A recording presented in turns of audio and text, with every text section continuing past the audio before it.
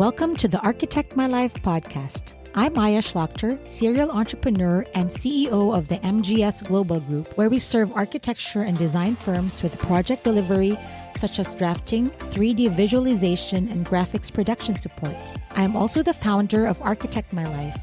My goal is to help creative entrepreneurs such as architects and other design-related professionals scale their business to 6 or 7 figures. I also show them how it's possible to do this while living a rich life outside their work, reclaiming time and energy for themselves and their families.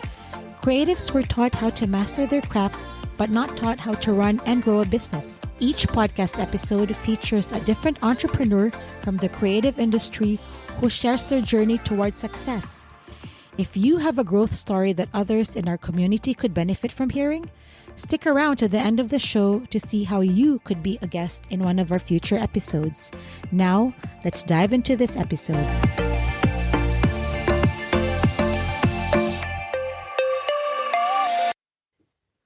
Welcome to Architect My Life podcast, where we interview creative entrepreneurs on their journey. I'm your host, Bett Quimby, and joining us today we have award-winning architect Victoria Benatar. Victoria is the owner of Victoria Benatar Architect, PLLC, in New York, and also the co-owner of EXD Architecture. Welcome, Victoria. Thank you so much, Betty. Thank you for having me here. Absolutely. I'm so excited to get to know you a little better. I've been doing some research, and you have a very extensive, I was going to say repertoire because I'm a musician, but resume. And I understand you're a professor of architect and design at Columbia University. Yeah, I was. Now I am teaching at Parsons School of Design. I started my academic career at Columbia University. Okay. Then we moved to Parsons, and I'm still there teaching. Okay, excellent. In architecture and interior design departments. Both of them. Okay, excellent. Great. And if you could just give me a little bit of your background. I introduced you. Please do tell me what you're doing at the firm currently. Yeah, well, I have been an architect for 35 years, and I started working in Venezuela. After 10 years of practicing, I was doing a lot of interior design. I started with interior design because I was a little afraid of starting building buildings. In Venezuela, when you graduate, you can start building buildings. So I was a little hesitant about it. So I wanted to learn the trade first. And I did. So I built a couple of buildings, and then I had this interest in coming to New York to make a master in urban design, which I did, to understand better the cities. I wanted to understand the 3 levels of design, which is architecture, interiors, and urban design, to have a broader understanding of how things interact. So I came here to study at Columbia, and I was very proficient in all digital work. This was in 94. So I was hired at Columbia as a digital instructor because at the time they created the paperless studios with computers, and there was no really too much people that knew about it. So they hired me. I was lucky. They hired me, and then one of my teachers referred me to Parsons. So I started teaching at Parsons. So, I figured, okay, you know what? If I'm going to try to get my green card, if I get it, I stay. If I don't get it, I leave. So I got my green card as an alien of extraordinary abilities for all this computer stuff that I knew. So I stay. And then I said, okay, I'm going to apply for my license. If I get it, I stay. If I don't get it, I leave. So I got my license. And then I founded Victoria Benatar Architect. And this was in 99. So I was working interior design projects mostly in the city. And in 2016, I started teaching with Michelle Cianfaglione, who's my partner now. And we realized that we have the same ideas about interior design and that we would make a great partnership together because we feel like,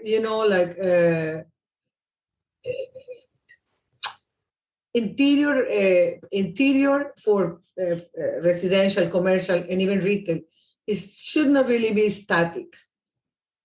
So we work on this idea of designing spaces for 24 hours.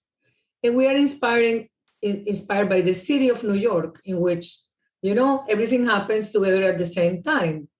And we believe that, your apartment and your place to live and work should perform the same way the city is performing. So like 3-4 years ago, we did a research on share economies, which is how, and how share economies will change design, the way we live, like all Airbnb, Uber, Netflix, for music as well, Spotify.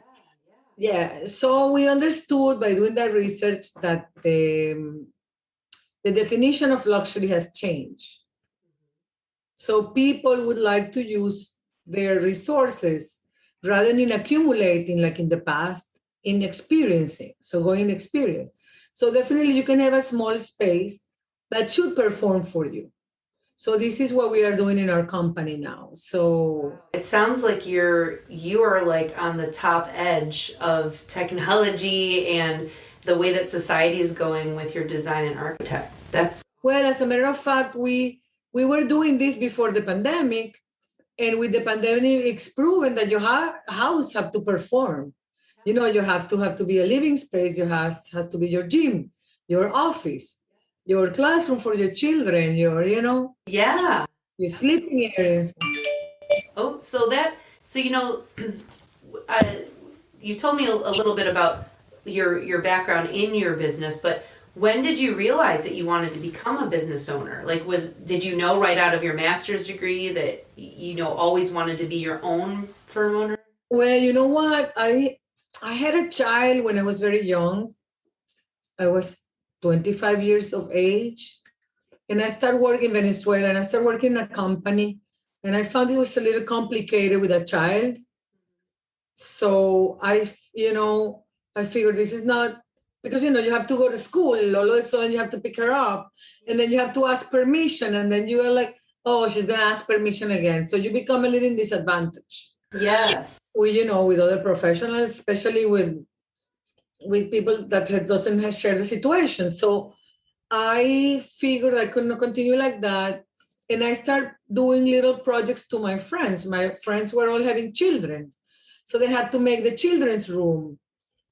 And, and adapting a little area for, playroom, or for the nanny, or the maid's room, or, so having an addition to a house. So that's how I started my business. To tell you the truth, I was clueless, really, because in architecture school, they don't teach you anything of that. So, but I always been a curious individual. So I took, after I was having my office for like 5-6 years, I took a class on management for architects and engineers in a very high-end school in Venezuela, like Stern like Stern in New York. So it was fun because they were all like big engineers of big companies, and mine is Victoria Benatar from Victoria Benatar Architect. And they're kind of making fun of me, but it was great. I learned a lot, and I proved that you can have a little shop and still grow. And they gave us some exercises, some like simulation exercises of a company that was going in bankrupt, and how would you handle the company. And the way I handled the company, my company was in the stock market, and all of them were broke. So I just use common sense, Yeah, absolutely. It's fascinating that the whole reason it sounds like behind you becoming a business owner was because you are a woman and a mother, and that kind of like it pushed you into that direction, which is awesome. Yeah. And so, I think that I mean, that the fact that I have a kid so young changed everything. Maybe if I didn't have the kid, I would have worked in a big firm and learned from the big firm how to manage a company. I didn't really know anything. So I have been taking courses on finance and courses on administration. And yeah, I recently, from SBA in New York, SBA promoted a course. It's like a very high-end course of business for small, small owners, small firms, and they choose me. And, it was in the middle of the pandemic, as a matter of fact, on how to grow your business in the next 5 years. So I took that class too. Yeah, so I'm always like, because it's true. I mean, you know what is my dream? To have in an architecture school business classes and teach the students on how to become entrepreneurs. Yes, that's like Aya, who is the main person of this podcast. She is also she moved from a different country here to the United States, and she's a very powerful business owner, and it's her dream too. I mean, that's what she wants to get out there with this podcast, is teaching people how to build and grow their business. So that's amazing. You guys have a lot in common. Yeah, and also like, it's how, I mean, I saw her videos, and it's that, I realized that's what she does. It's great. Yeah. Because I try to do this a little bit. I teach in some semester, I teach professional practice. Mm-hmm. So I try to, give a little bit of this information to my students. Yes. But it's, it's not easy. Yeah, it's not easy. Oh, well, that's great. So you've told me about your business background. Did you have a mentor or somebody who strongly influenced you in your career? Sorry? Did you have a mentor that strongly influenced you in your career? Well, yeah, as a matter of fact, yes, I have two mentors. I have my academic mentor, which is Brian McGrath, he was a professor of mine at Columbia University, and he recommended me for the job I have at Parsons. Okay. So he's my mentor. And then I have Alison Spear. I started working with her in New York, and that's how I learned. She had an office just like mine in Venezuela, but in feet and inches and English. Okay. So I learned from her. So I consider them both my mentors. Yeah. Excellent. And what has been your biggest challenge or obstacle, either starting or growing your business? What have been your challenges? That's a really good question. The challenge is growing. This is a big challenge for architecture firms. And I can talk about myself, and I talk also about in my two companies. Mm-hmm. Now that we are two, it's when you are two, you don't multiply by two. It's potential, Yeah. So you grow potentially. So what we do now is we work in a team configuration. So we work basically the two of us, and we have been building a team, different teams, as a matter of fact, that we call and contact when we need to make bigger projects. So we can do very small projects, and we can do very big projects. And depending on that, we build a team, because payroll, it's a big burden. And architecture firms fluctuate, the work goes like this, like that. Yeah. And commit to a payroll, it's challenging. So the way we do now, it's like that, and it's working much better. It's allowing us to grow without really growing. Yeah. So you have, like, how many are in your team? No, it's my partner and I. We are the two of us. Oh, you don't. So you don't do the team anymore because. No, we do the team, but the team is other people. We have, like, I don't know, maybe 14, 15 people that we work with. On a case-to-case, in a case-by-case basis. So they're independent contractors? Yes, correct. I see. Okay, excellent. Thank you for clarifying. Thank you. I know we had mentioned the pandemic a little bit. How has COVID directly affected your business? In what way? Well, as me and my partner, we are very proactive and, and driven. We're not going to let anything affect our business. So good. That's good. Yeah. So we have been working very hard on the things that you don't work when you have a lot of work. So because of the limitations, you couldn't go out, and all the jobs were stopped. We devoted a lot of time. When I finished this course, I was telling you about the business class on how to grow your business. We improved our webpage. We created some systems and protocols for our team members. So we have been proactively working on like improving our company and making it more robust. Great. That's excellent use of time. That's great to hear. Well, then what were the unexpected positive outcomes of COVID? Is that one of your positive outcomes? Is that you use that time wisely to grow your business? Were there any other positive? Well, you know what is the positive outcome? That we have been 5 years designing systems to improve people's lifestyle without the conscience that this COVID was going to come. It's just because we have this philosophy that, your house should perform for you, Yeah. So this was a pleasant surprise that what we've been working for 5 years with COVID proving right, not only for your house, for your office, for your, now there is a lot of retail that's changing and office spaces that change. So spaces have to be able to transform and adapt to the needs of the everyday and not having to invest a lot of money in doing these changes. Right. So we are designing systems that change and can perform. They can adapt to the lifestyle of your. Yeah, and they perform. For example, we just finished a couple of prototypes that contain area for sleeping, area for working, area for gym, area for storage, for a bar, so. Everything, multi-purpose. Yeah, correct. That is awesome. Thank you. Yeah, you are like, you're ahead of the game. I love it. You're very wise. Oh, well, you know what? I guess I've learned. I mean, you know what? I have made a lot of mistakes in my life and I failed a lot. And failure to me is the greatest gift because that's how I learn. I don't take it.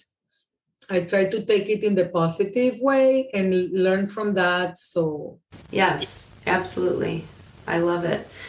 yeah. So speaking of that, because you are someone that I'm sure a lot of people in your field look up to, being a professor and all that you have accomplished, what do you think are the most important personality traits that you have or that someone needs to have to run a successful business? Mm-hmm. Well, it's given that if you are an architect, you have some talent because you cannot go to architecture school and graduate and not have talent. So that's a given. Talent is a given. Yeah. You need to be ambitious, I think. Have a level of ambition that you need to have drive, consistency. You have to be, even if things don't look good, and even if you need to keep moving forward, Progress. Yeah. Move forward because sometimes, I was talking today to an architect in Madrid, and he was telling me that all of a sudden, like last year, if I would talk to him last year, the situation would have been completely different. He got an article in a newspaper, and all of a sudden his business is like booming. So you never know. So be prepared because if you do the right thing, and that's what my partner and I were doing, we are getting prepared. So if a lot of work comes, we're prepared. So Perfect. we're hoping that this is the case after COVID. We were just featured in the New York Times, by the way, Yes. last week. And what was the article? What was the feature? The article was 8 things that your apartment should do. Things that your department in architecture should do. Yeah. Hold on, let me look for it because so it was it's like 8 items for your home that do more than one thing. Ah, okay. Which is exactly what we're doing. So 8 items for your home that. Okay, I'm looking for the article. hold on. New York Times, what is it titled? 1 second, let me give you again for that. 8 items for your home that do more than one thing. that do more than one thing. So this is what you were just talking about, the versatility and the, multi-purpose. Correct. That's awesome. Oh, Yeah, so we are very happy. Yes, I see it. Because we are trying to create our own project. We are not waiting for the client. We're creating our own project, so we have it ready for the clients. Yeah, you're not going to them saying, well, what are you looking for? You're thinking of it before they come to you. And then we have that system. Of course, when architect comes with us with other needs for design, we fulfill, because we are architects and interior designer, which makes it also, this is a level of expertise that it's great, because we handle the two scales and we are able to really address the needs of people. Something very important for us, we let people tell us what they need, what their problems are, Yeah, and then we figured out a strategy to solve it. Correct. That's amazing. And then, so you already told me that you're interior design and architecture, but do you have a niche? Like, what is your one, I mean, I guess it's kind of encompassed with like the multi-purpose and the versatility. Is there another niche that you have, or did you? Well, this is really like what we are focusing on now, is to design spaces for 24 hours that can perform. This is our they are like many problems. For example, there's shortage in housing. So with the systems that we develop, we can repurpose housing. There is this situation with retail that it's unused. So with the system that we are proposing, we can change retail, and retail can change depending on what they are hosting and carrying. We have also office. We just designed an office project in which the office can change from in the individual desks to conference room to classroom. Very easily, the office can transform in many different things. And how does it do that? Is it like, I noticed in the picture in the article, it was like a little eating space. Does it actually move? Like, yeah, things move. Yeah, move and transform, and yeah. That is cool. So yeah, especially for small spaces in New York that don't have much square footage, you have to be able to. Well, I have a very good my thing that I like to say, like a bed which is 6 by 5 occupied 30 square feet. Mm-hmm. Let's say, well, not now, before the pandemic, $2,000 square feet, high end, just to make a round number. Mm-hmm. This is $60,000, the amount of money that a bed occupies sitting there, right? Yeah. If you have $60,000, what would you do with it? You buy a car, take a vacation, pay the tuition, something, right? You don't leave it there sitting there, right? No. So a bed, this is how much a bed costs to just be sitting there. That's my thing. That's our thing in our company. We always use that because it's true. We don't think like that because we're used to have the bed there.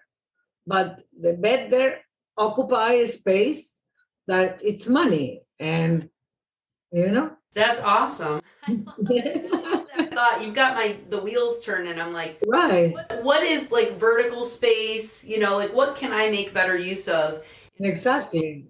That bed is, we only use it for how many hours in the night or whatever, and just. Exactly.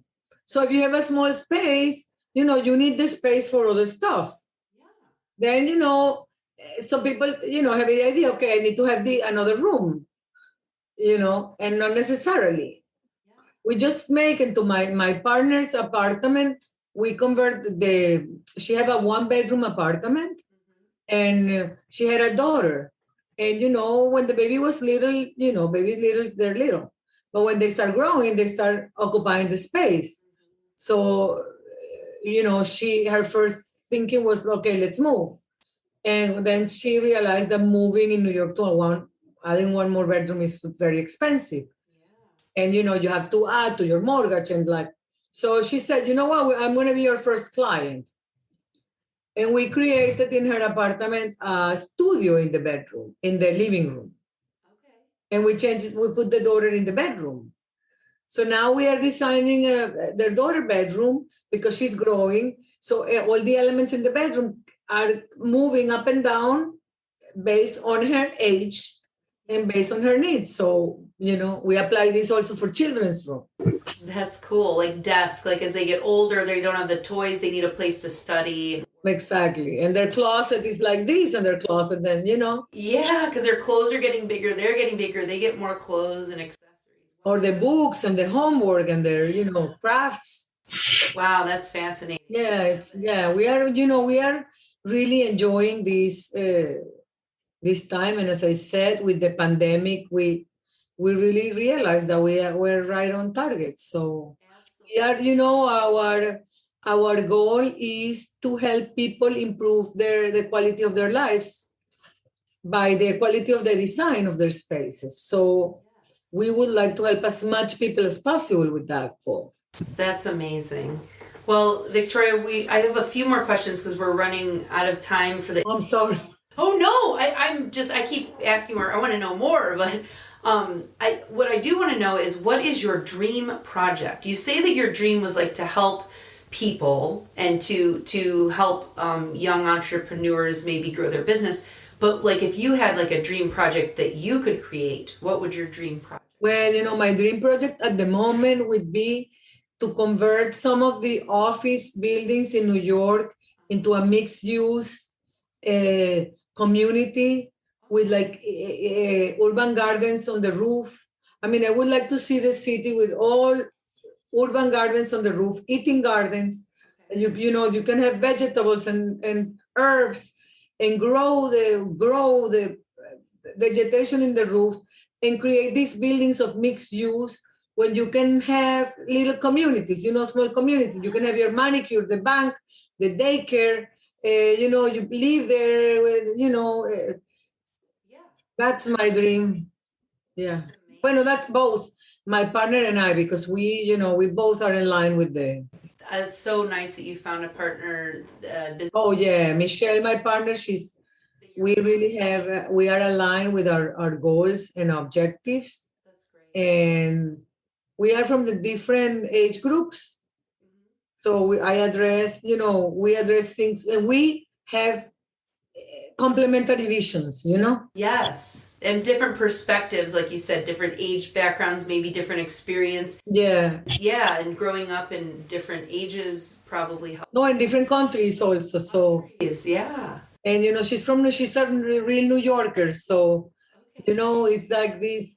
New York is our inspiration, really. New York is our inspiration. So we also are a minority business. In New York, we are certified as minority business. So another dream project would be to be able to participate in all these capital improvement projects that the city are doing. That's amazing. That it's Wow. So we want to help a lot of people, and like, design is for that. That's the purpose of design, Improve the quality of life and make. Yeah, and having beautiful environments that help people live a better life.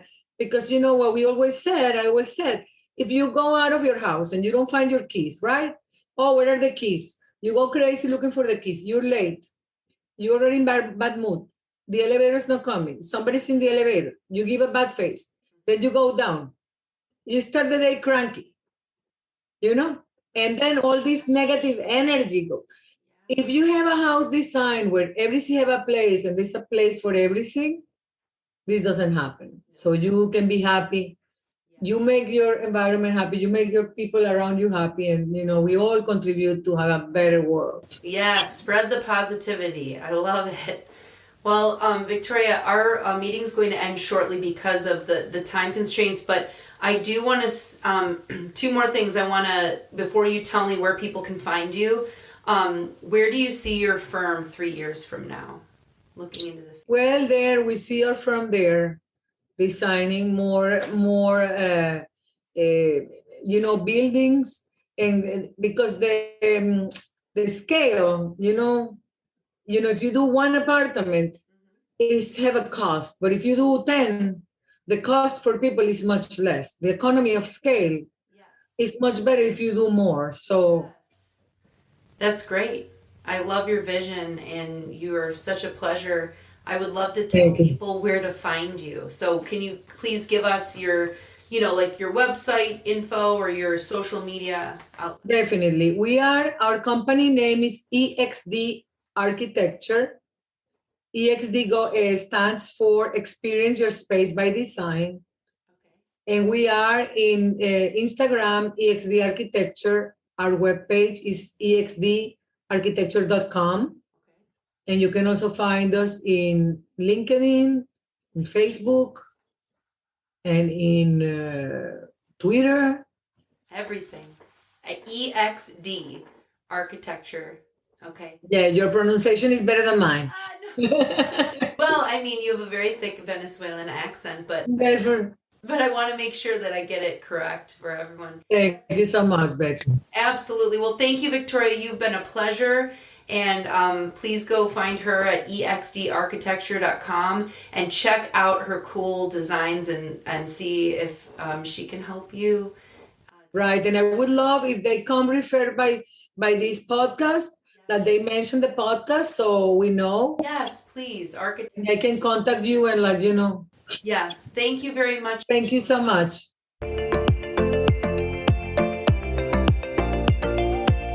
Thank you for listening to the Architect My Life podcast. We'd love to hear from you on social media using the hashtag Architect My Life podcast. Be sure to follow us on Instagram at @Aya_Architect My Life. That's Aya, AYA_Architect My Life. And for women firm owners, I invite you to join the Architect My Life private Facebook group. If you haven't already, we'd appreciate it if you'd subscribe to the show, as well as rate or review us wherever you access podcasts. And if you think you have something to add to the conversation through your success running a business, we invite you to apply to be a guest in one of our upcoming episodes. Visit architectmylife.com/podcast to learn more. Maybe you're not in a position to share your success story yet. That's okay. Take your business to the next level with our coaching and online courses. Get everything you need at architectmylife.com. Remember, there is a way to manage it all so you can achieve more. I'm Maya Schlachter. Thanks again for listening.